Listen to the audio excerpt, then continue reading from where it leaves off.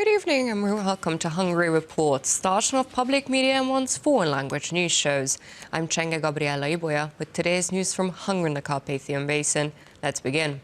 One of the largest government loan programs in Hungary's history was launched on Wednesday, the Gábor Baros Reindustrialization Program.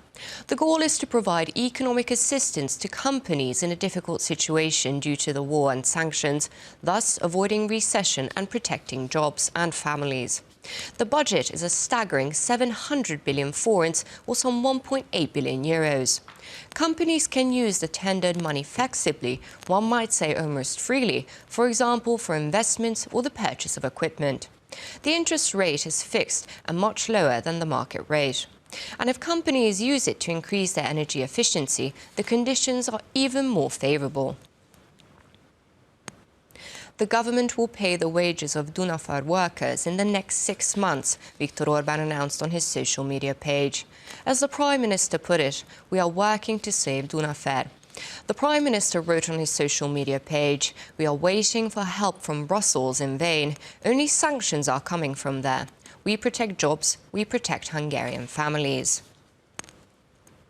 Referendums, proposals, demonstrations, debate days, the left-wing parties are trying to use more and more tools in order to prevent the biggest investment in the history of Hungary, the construction of the battery factory in Debrecen.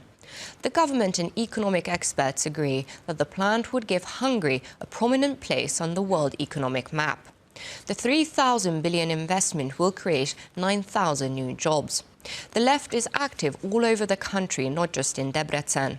Ferenc Gyurcsány's party announced this morning, for example, that they would ban the construction of a battery plant in Budapest with a proposal.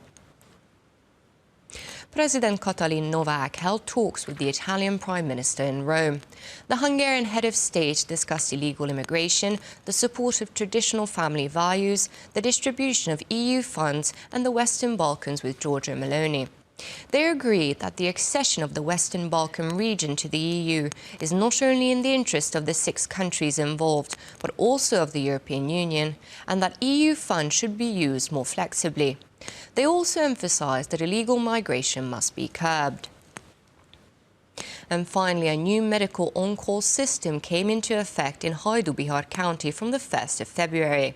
This means that late at night, for example, the National Ambulance Service will now be the ones on call, not GPs. According to plans, all regions except the capital will switch to the new system by the end of this year. And that's all for now, but don't forget you can catch Hungary Reports every night after 11 o'clock news and online as always. Do stick around and watch our German, Russian and Chinese language news. Thank you for watching and have a lovely evening.